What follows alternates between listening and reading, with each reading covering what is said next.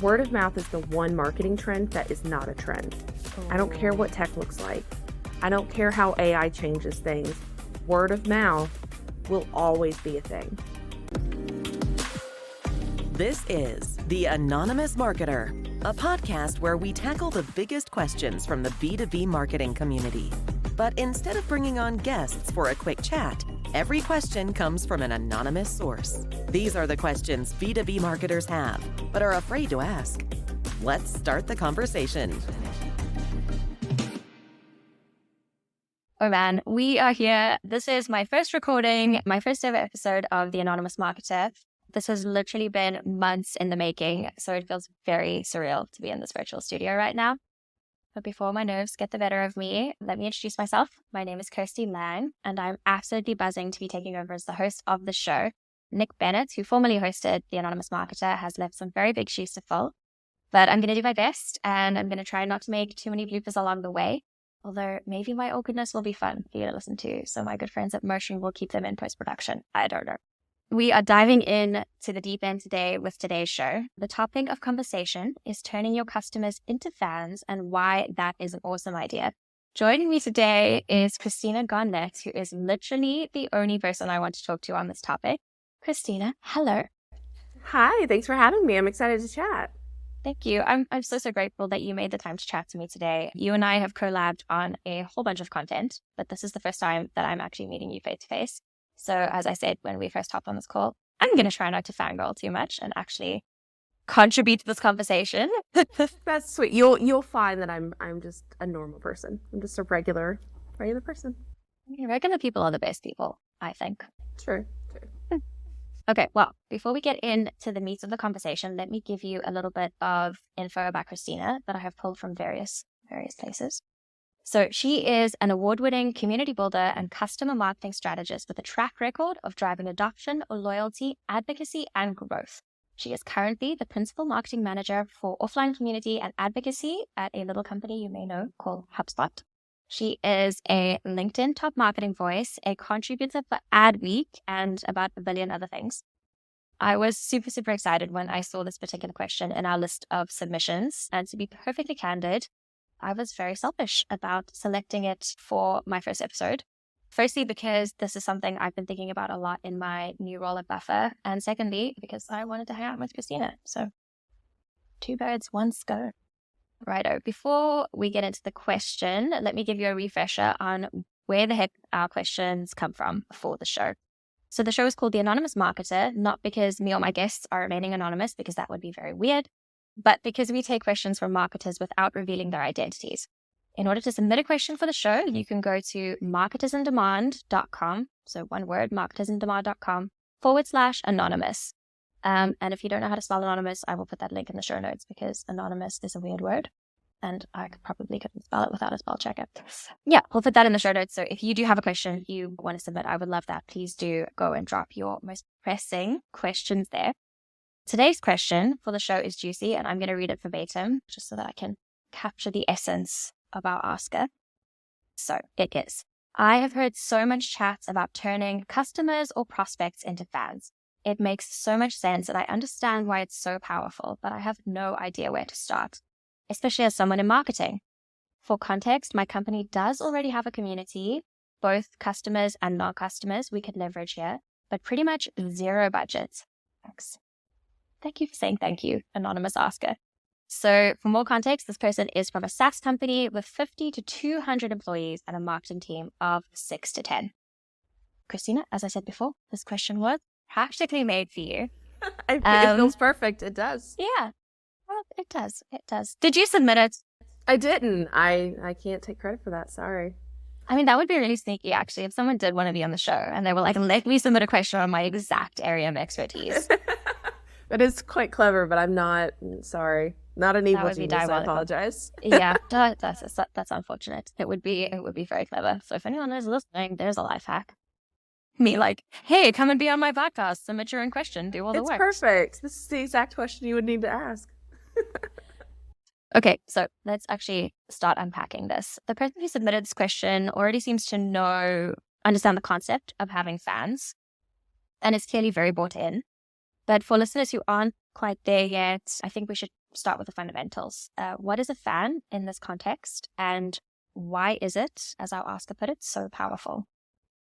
So a fan in this context, a customer or a partner, if you have a partner network, but they're in your ecosystem and they attach themselves to your brand. That's part of how they identify. Maybe they are a thought leader that specifically creates content about how to use your product, or they are creating reviews, or when they see someone asking on Twitter or Reddit a question about your product, they're one of the first people to swoop in and answer those questions because they genuinely want to be a voice for it. So it's incredibly priceless because people don't trust brands anymore. We know that brands are going to say how great they are. Whether that's an honest statement or a lie, it's irrelevant. We know. That's why you keep seeing like the Glassdoors of the world. You see the G2s and the trust radiuses. You see the blinds and the fish bowls. Like from every perspective, whether it be a customer or an employee, we tend to want to believe in each other and our peers before we believe in brands. We know that the brands are going to turn it into shiny campaigns. We know that. The consumer is aware. So if you have customers that you can turn into fans, this becomes this word of mouth army that will follow you and anyone who's talking about you across the internet. They're going to be the voice that people trust. So now the voice of the customer becomes the voice of trust. Who do we actually listen to? And so if you're just getting started and you're bought in, like customers as fans is great, Christina, I totally believe it. I agree. What do I do? You need to look at your immediate customer experience because you can't turn someone into a fan if you're not taking care of them. Them being a customer is not enough. You have to be doing a good job. So you need to be thinking about how can you thoughtfully be a part of making that journey better for them. So, and that starts from the very beginning. Are you really pushy in the sales process? Are you really aggressive? Are you that person that's sliding into InMails and LinkedIn and like badgering people and being passive aggressive on like, oh, I guess you're just so busy and you don't want to scale your business? Like, how are you going to turn that person into a fan if that's one of the first ways that you're interacting with them?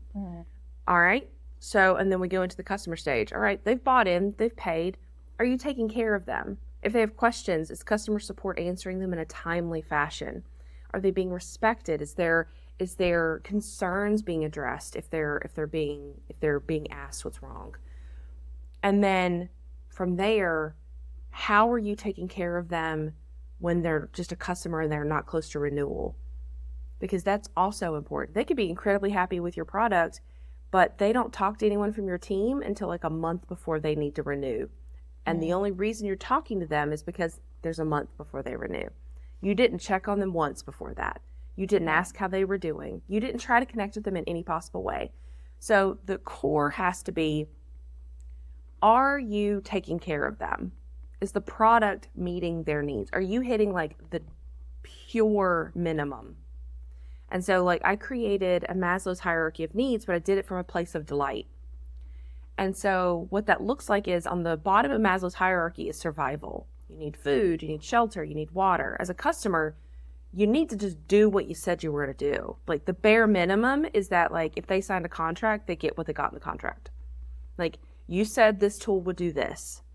Does it do that? Because if it doesn't do that, like the fans you're going to create are going to be superficial, or you're going to have to pay them a lot of money because it's not based on any real like customer experience that's worth bragging about. Yeah, So you I mean, if you're minimum. paying people, would you even call that a fan?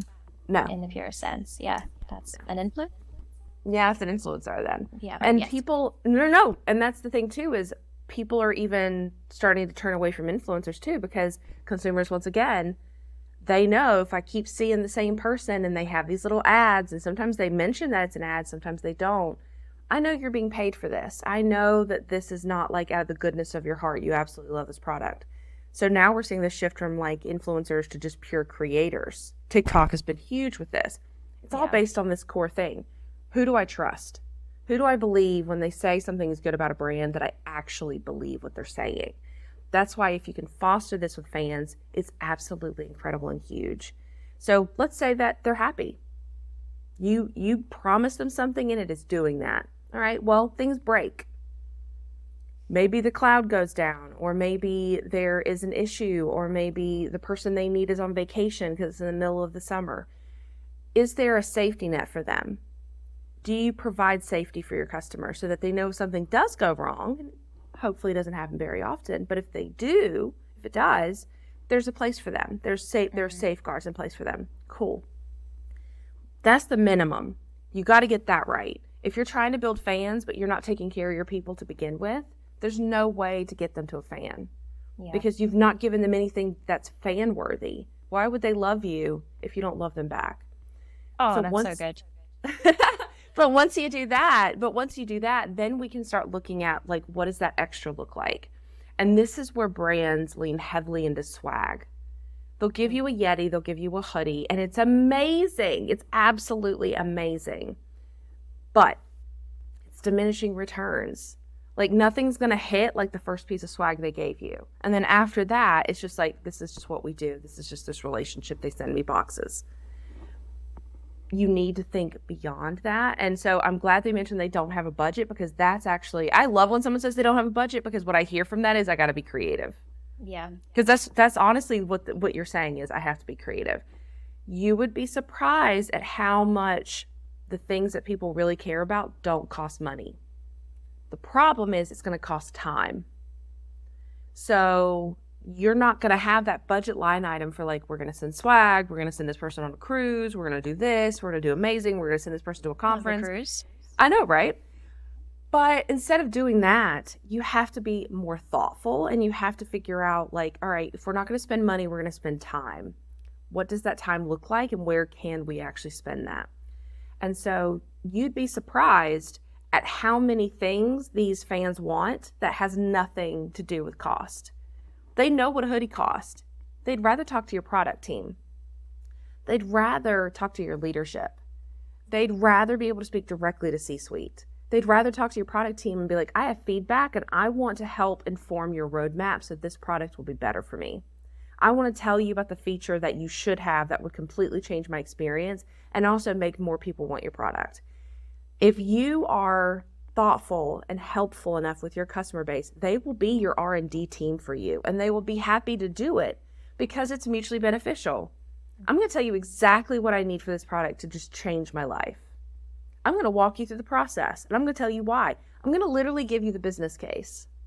And in return, you do that. You ship that thing, and now this product is significantly better for me.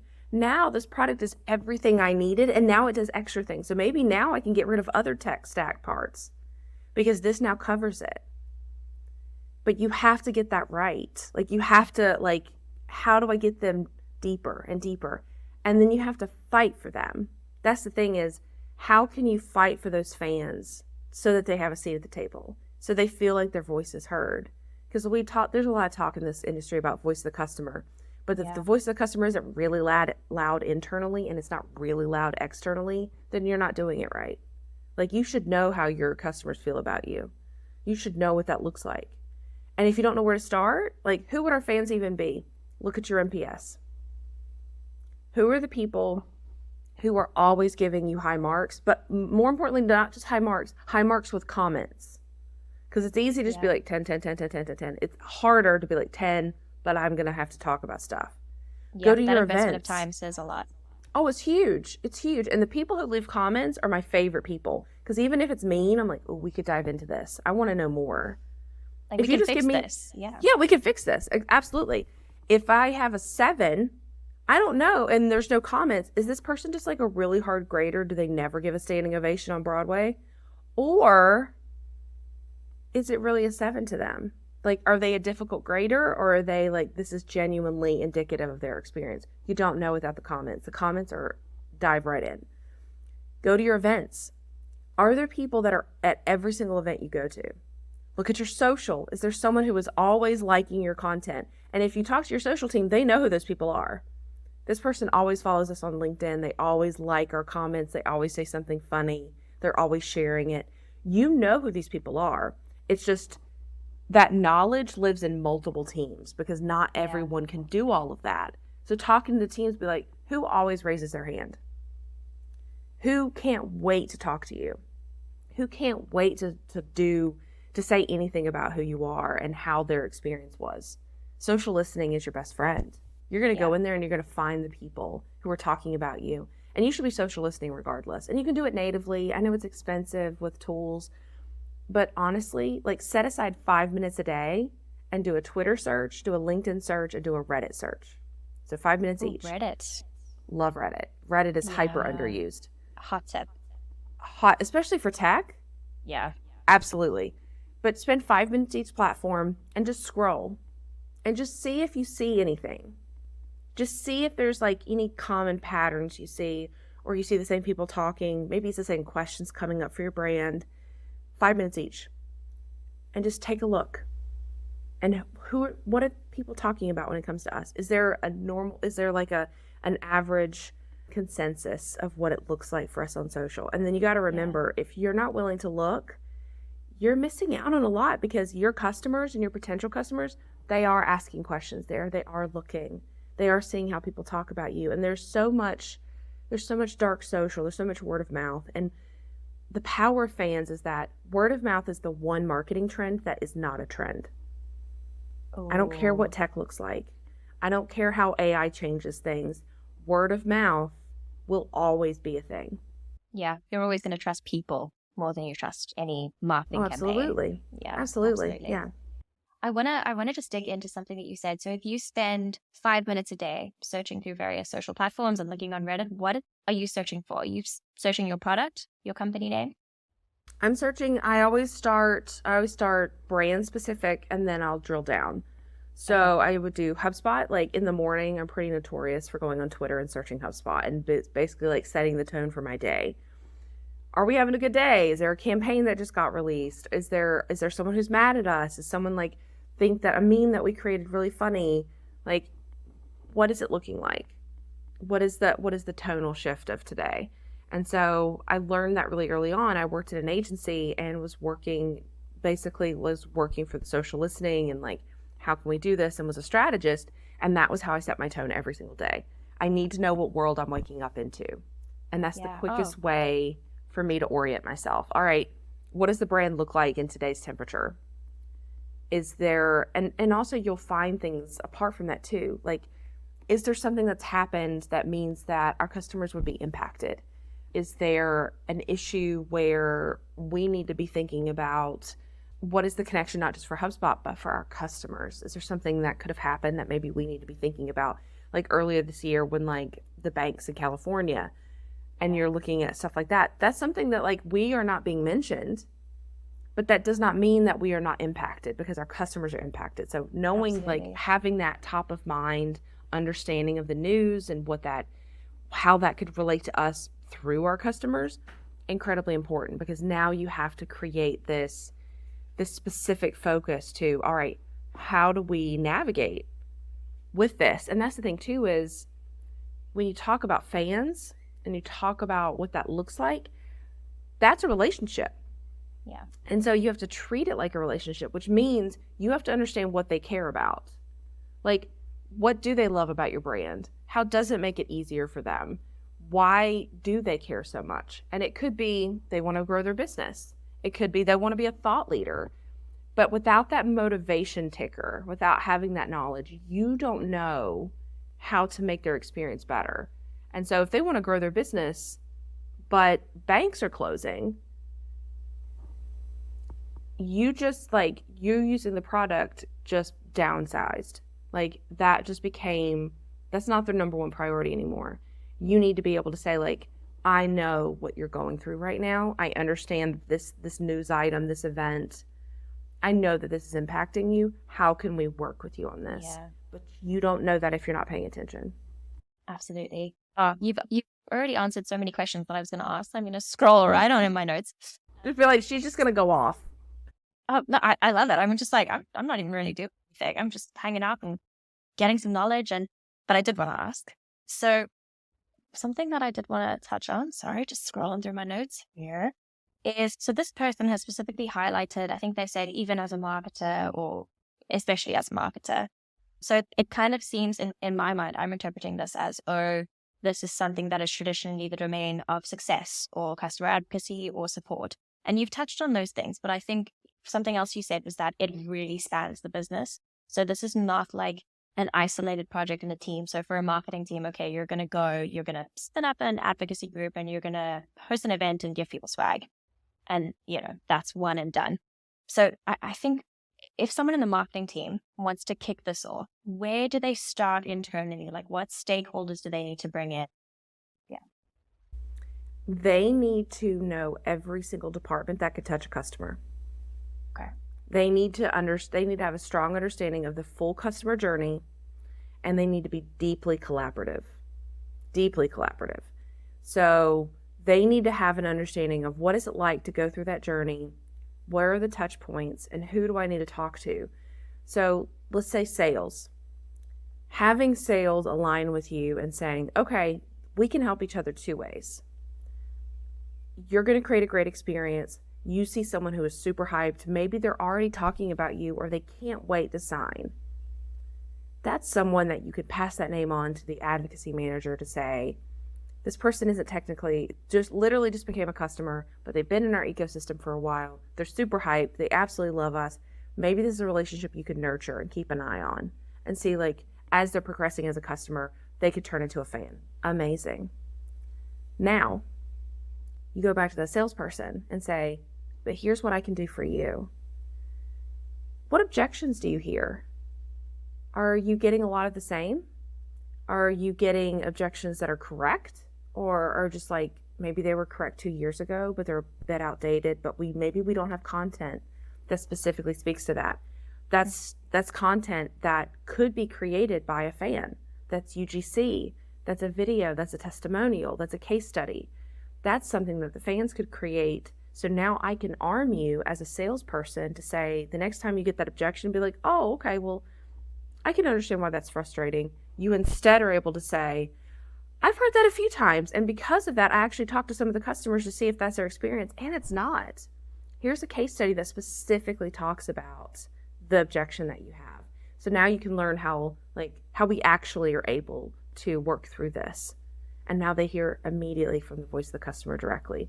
Here's what is happening here. Here's why that objection isn't true or isn't as big a deal as you think it is. And so having that connection, huge. CSMs, how can we take care of you? How can we make sure that you have what you need? Maybe you have someone who is always happy, always excited, will do anything the CSM wants, never complains, but those people need love, and they tend to never need love because they're not a squeaky wheel. That CSM can be like, this person's a joy to work with. Every time I have a meeting with them, I'm so excited to work. Is there anything you could do for them? Yeah, absolutely. I have an opportunity to talk to product. I have an opportunity to talk to C-suite. I have an opportunity to da-da-da-da-da. So really kind of thinking about, the way that I like to say it is, you need to turn in an internal need and turn an external opportunity. So how can you make it work so that my internal team gets what they need, but my external, my fans, they get to be highlighted. They get to be thought leaders. They get to be creators. They get to have access. They get to have exclusivity. Really kind of figuring out, like, where does that line need to be? That's huge. And you only are able to create that if you have collaboration. So anyone who's in the advocacy space, the best customer marketers, they want to play well with others. I want to talk to anybody. You want to talk to me about my program? I'll talk to you all day. What do you want to do? How can I help you? And that's how it grows. And that's how you're able to create impact. So you get to take care of their people, but you also get to take care of them. How can I make this easier for you? And it's that really deeply collaborative effort that really works. And that does lead to something, like a very important issue. Advocacy and community are incredibly hard for businesses that are deeply siloed. Tell me more about this. So the thing about community is, like, there's that whole talk about, like, community needs a seat at the table. No. Community is the table. Oh. Everyone should be around the community. So by design, if your company is deeply siloed, you're not even in the same room, let alone around the same table. You're not communicating openly the way that you could be. You're not collaborating the way that you could be. Same thing with customer marketing. How can you make someone's voices heard when you are so deeply siloed that you can't get your own voice heard in other departments? How are you going to advocate for someone outside if you were still breaking down walls inside?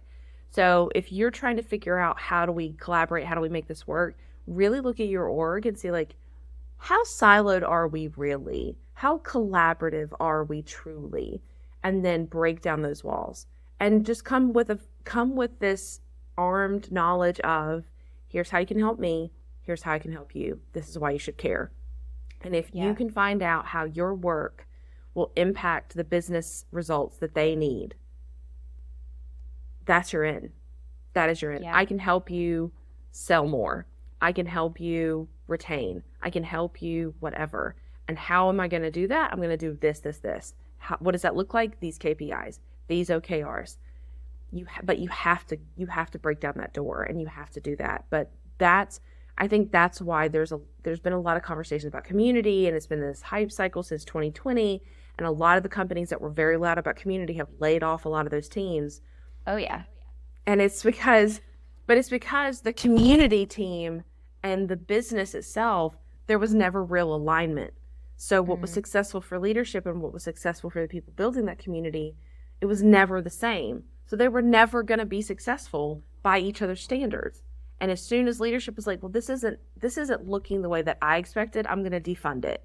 And then I'm going to let those people go. But that's so deeply rooted in silo culture. Yeah. That's exactly what true. I only know what works for my department. So if it doesn't work for my department, then it doesn't work. And that's just not true. Yeah.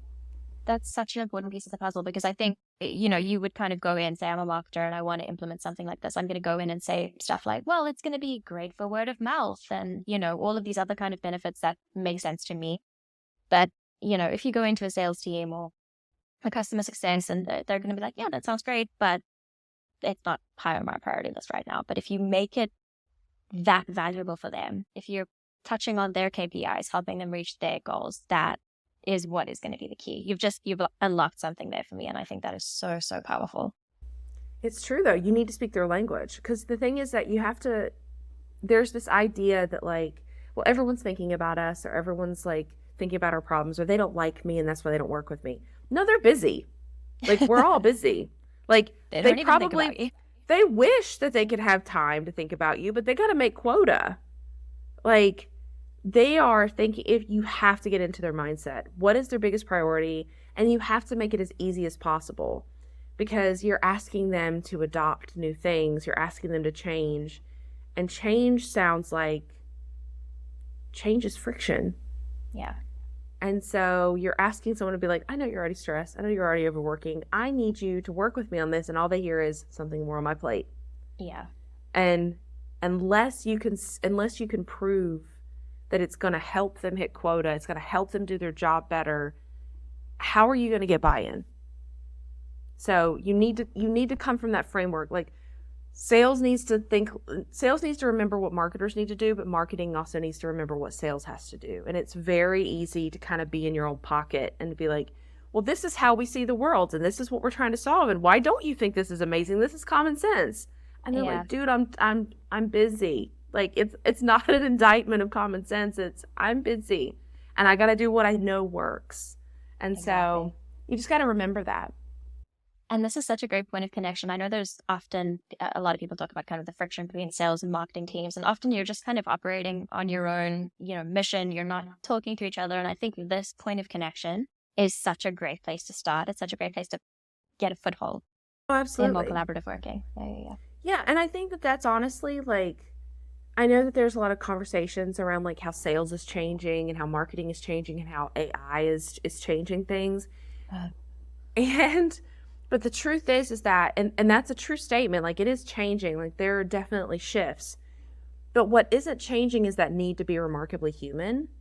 And there's something so remarkably human about teamwork and about collaboration. And so as you're seeing, like, consumer behaviors change, how the cycle is taking longer, like, people don't search the way they used to, you need to tap into other people's knowledge to find the unlock. Because we can't all know it all, and we can't all do it all. We have to come together and work together to really kind of figure out, all right, well, how do we adapt to all this stuff?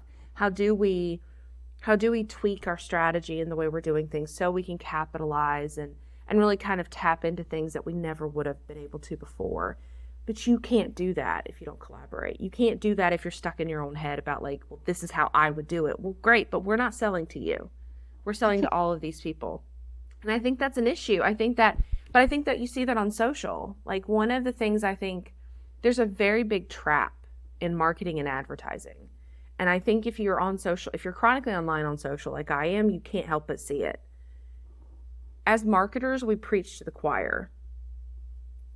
And we will have other marketers be like, oh my God, that's amazing. That's a genius move. And we immediately like, it is. I am a genius. Thank you so much for noticing. Your customer could think you're stupid, though. Your audience could be like, that is the lamest thing. I didn't even stop scrolling. And we fall into this trap of preaching to the choir. Yeah. And that's another reason why you need that collaboration, is you need someone with a completely different point of view to keep you straight sometime. To be like, no. This is your experience, but your experience is not our audience experience. You need to look at it from this lens. And you don't have that if you're not working with others. No, that makes so much sense. Especially like now, because we're all getting really, a lot of people are kind of building brands on LinkedIn, and we're all shouting into a crowded room full of the same people, right? There's that echo chamber there. And I think this kind of collaboration is a good way to break that cycle. Yeah. So just on the actionable side, I'm a marketer and I want to build out this program. Would you advocate for a very kind of structured, here's the document, here's what we're going to do at this point, here are the people we're going to approach? Or would you advocate for something more of a kind of like just me interpreting what you've already said, kind of approach this team, fix this side of things, approach this team and fix that side of things? So is it a very structured thing, or is it a kind of a more nebulous? I'm using my hands, and that's great on a podcast, but I think you know what I'm getting at here. Where's the starting point? It's a little bit of both. So I would start with a doc, and I would start with the question of why. Why would someone be a fan? Have you given them any reason to be a fan at all?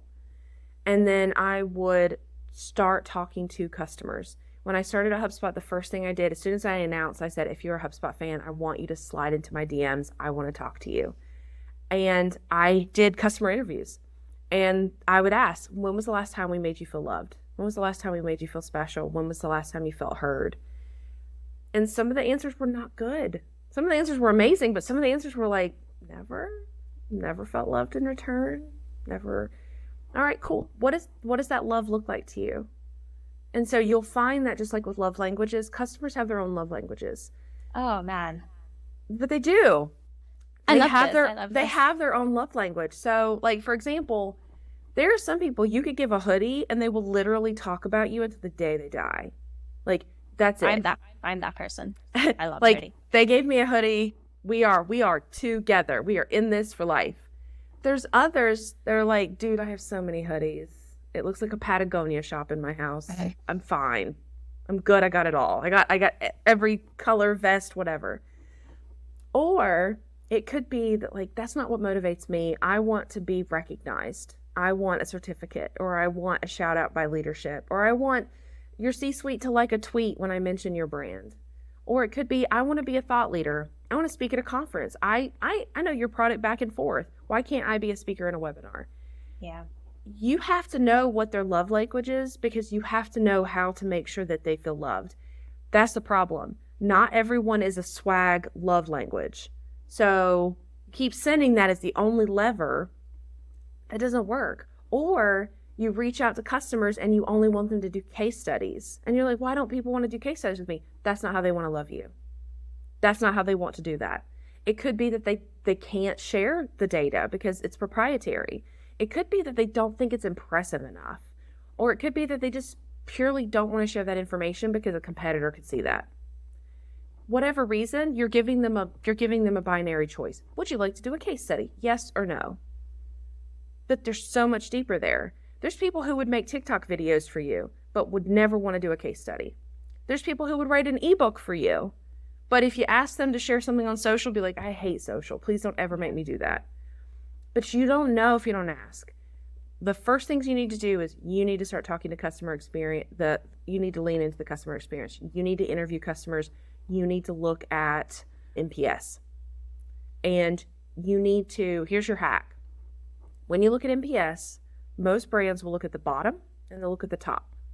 They'll look at the top and be like, these people love us. They're great. Maybe we can get them to do something. They're already fans. They'll look at the bottom. We need to save these people because they're going to leave. They are hyper angry. The middle child is the sweet spot. These people are the next round to leave, but they also need just a little nudge to turn them into a fan. Talk to the middle child. How can we love you? How can we make your experience better? Because that's just going to tell you something. Because those people are not like hyper happy and hyper angry. So they're not trying to like ruin your day. They're being very thoughtful. The middle child. They just want the middle child.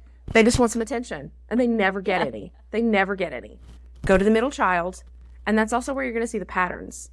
Like if you go to Glassdoor and you're like, what employers should I look at? Don't look at the 1s. Don't look at the 5s. Look at the 3s. Look in the middle. Because those people are not trying to suck up and they're not trying to ruin someone's day. They're just being very honest. You'll see more patterns in the middle. You'll know exactly what's good and what's bad. And then that's when you talk to customer success and you talk to sales and you're like, these are the patterns that we're seeing from people who are unhappy. How can we fix this? But you got to go to the voice of the customer. The voice of the customer is the North Star. That's where you start. Do that and then compile a list and start thinking about here's how people talk about us. Look for patterns. Are there certain words that they use to describe us, for better or for worse? Because if there's certain words that people use to describe you, you need to send that to the brand team. This is when people talk about how much they love us. These are the words that keep populating over and over and over and over and over again. Do we use this in any of our copy? Do we use this in any of our messaging? Because we absolutely should, because this is how our customers talk about us. When we're doing social listening, are we looking for these kind of words? Because these are the words that are associated with us. All of those things. You've got to start with the voice of the customer. And then from there, you can start building.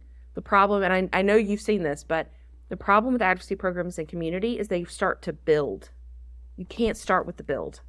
Yeah. You have to do your research. You have to. You can't be like, I created a Slack channel, I made a community, I did the Everybody thing. join. Let's go. It'll be great. Then they will come. Yeah, it's just not like that. You have to have a deep understanding. You have to know what works for them, what's motivating them, how are they talking about you, what is their current customer experience. Then what can we fix? And what can we fix with like the least amount of effort, but the most amount of impact? And then go from there and then start making those slight changes and letting those customers know, hey, we tweaked this because of you. We learned that we needed to fix this because of you. Now you're giving them a sense of empowerment and ownership. Anytime you've seen someone launch something on like Product Hunt or on Twitter or in an email or whatever, you can always tell the people who asked for that feature because they are the loudest cheerleader in the room when it gets shipped. They tell everybody, this is my idea. And they did it, This is my idea. I did this. This exists because of me. And there's truth in that, but you can't, there's no ad that you could pay for that's going to be more powerful than someone saying, this is going to make my job so much easier. I've been asking for this forever. They listened to me. They shipped it. It exists. That's huge. That's absolutely huge. And you don't get that if you're not listening, but making it very clear to them, we are listening. You have to do that. This is amazing. You have given me so many actionable things that I want to go and do. Probably in the next 48 hours, people are going to see on my LinkedIn. Are you a Buffer fan? Hey, let's do it. Honestly, do it. Let's do it. That's the thing. If you looked at my LinkedIn, I would say maybe 90% of the content that I publish is just reposts of HubSpot fans and what they're sharing. I share my own perspective, but I also want to be their cheerleader. And that's the thing too, is if you're an advocacy manager, they're going to advocate for the brand, but you need to advocate for them. You got to be their biggest cheerleader, and they have to feel like it. If they don't feel like it, it's I'm just the lady that asks for favors. Yeah.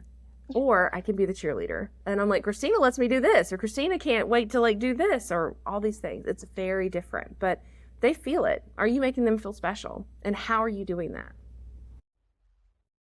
I think that the folks at Motion who edit this podcast are going to have a very hard time figuring out what scroll stopping quote from you they're going to put at the beginning of the show.